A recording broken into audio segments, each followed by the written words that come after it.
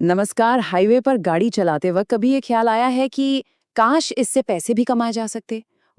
आज हम एक ऐसी ही इन्वेस्टमेंट अपॉर्चुनिटी की बात करने वाले हैं जो ठीक यही मौका दे सकती है।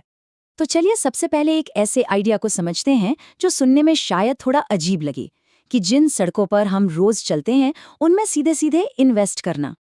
जरा सोचिए, जब भी कोई गाड़ी टोल प्लाजा से गुजरती है, अगर उस टोल का एक छोटा सा हिस्सा अपनी जेब में आए तो?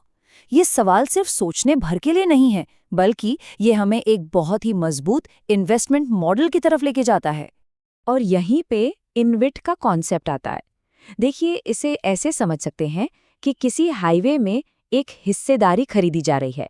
बहुत सारे निवेशक अपना पैसा एक साथ एक बड़ी एसेट, मान लीजिए एक सड़क, में लगाते हैं और फिर उससे जो भी कमाई होती है, मतलब जो टोल कलेक्शन होता है, उसे आपस में बांट लेते हैं।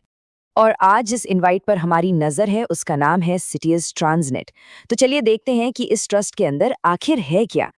इसे समझने के लिए दो मुख्य खिलाड़ियों को जानना जरूरी है। एक तरफ है इस पूरे ऑपरेशन के दिमाग, यानी इन्वेस्टमेंट मैनेजर्स, जो सारे फैसले लेते हैं। और दूसरी तरफ है वो खजाना, सिटीज ट्रांसनेट, जो असल में वो ट्रस्ट है जिसके पास सारे हाईवे प्रोजेक्ट्स की ओनरशिप है। तो इस खजाने में है क्या?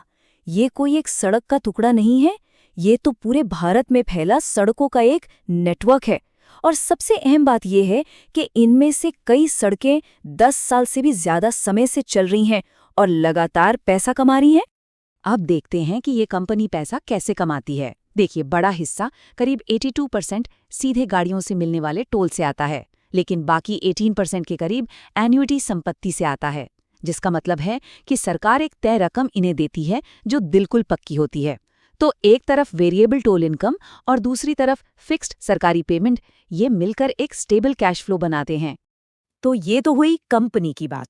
अब आते हैं उस मुख्य घटना पर जिसके लिए आज हम यहाँ हैं। कंपनी अपना इनिशियल पब्लिक ऑफरिंग, यानी आईपीओ ला रही है।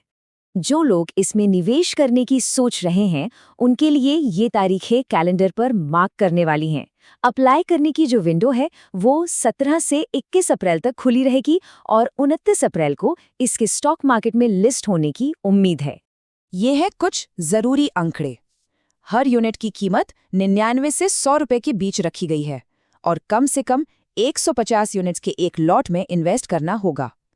इस ऑफर के जरिए कंपनी कुल 1105 करोड़ रुपए जुटाना चाहती है।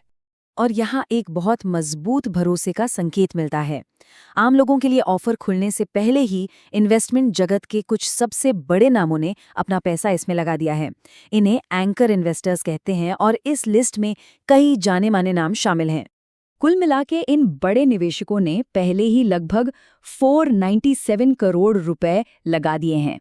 ये कंपनी के पोटेंशियल में एक मजबूत विश्वास को दिखाता है, इससे पहले कि एक भी रिटेल निवेशक को मौका मिले। लेकिन हर निवेश की कहानी की तरह तस्वीर पूरी तरह से गुलाबी नहीं होती। अब जरा कंपनी के फाइनेंशियल्स के दोनों पहलुओं को समझते हैं, अवसर और चुनौती। और यहीं पर इस बिजनेस की सबसे बड़ी पहेली सामने आती है। देखिए, एक तरफ तो कंपनी की कमाई लगातार बढ़ रही है, जो कि जबरदस्त बात है, राइट? लेकिन दूसरी तरफ इतना पैसा आने के बावजूद कंपनी अभी भी घाटे में चल रही है। फाइनेंशियल ईयर 2025 में करीब 48 करोड़ का नुकसान हुआ। तो सवाल उठता है कि भाई ऐसा क्यों? कोटक नियो की ये टिप्पणी सीधे मुद्दे की जड़ पर चोट करती है। असल में कंपनी भारी कर्ज के बोझ तले दबी है, जो इसकी सारी कमाई को खा रहा है और इसकी नेटवर्थ को नेगेटिव में ले गया है। और यहीं पर ये आईपीओ इस समस्या के समाधान के रूप में सामने आता है। इसका मकसद सिर्फ ग्रोथ के लिए पैसा जुटाना नहीं है, बल्कि उस कर्ज की समस्या को ठीक करना भी है जिसकी हमने अभी बात की। जुटाए गए पैसों का प्लान बिल्कुल साफ है और दो तरफा है। एक हिस्सा और हाईवे प्रोजेक्ट्स खरीदने में जाएगा ताकि कमाई और बढ़े, लेकिन जो मुख्य उद्देश्य है वो है सीधे कर्ज पर हमला करना और कंपनी की फाइनेंशियल हेल्थ को पटरी पर लाना। और प्लान सिर्फ मौजूदा समस्याओं को ठीक करने पर ही नहीं रुकता। कंपनी के पास भविष्य के लिए एक साफ सुथरा रोड मैप है। उनके पास 11 और हाईवे प्रोजेक्ट्स खरीदने का पहला अधिकार है, जिससे उनका पोर्टफोलियो लगभग दोगुना हो सकता है। तो इन सब बातों को जानने के बाद हमें इस अवसर को कैसे देखना चाहिए? क्या ये एक शानदार मौका है या फिर एक जोखिम भरा दांव? चलिए इस इन्वेस्टमेंट की मुख्य बातों को समेटते हैं। पहली बात, ये किसी आइडिया में निवेश नहीं है, बल्कि उन असली सड़कों में है जो हर दिन पैसा कमा रही हैं। दूसरी बात, ये एक टर्न अराउंड कहानी है। दांव इस बात पर है कि आईपीओ का पैसा कंपनी को कर्ज से मुक्त करेगा और मुनाफे में लाएगा।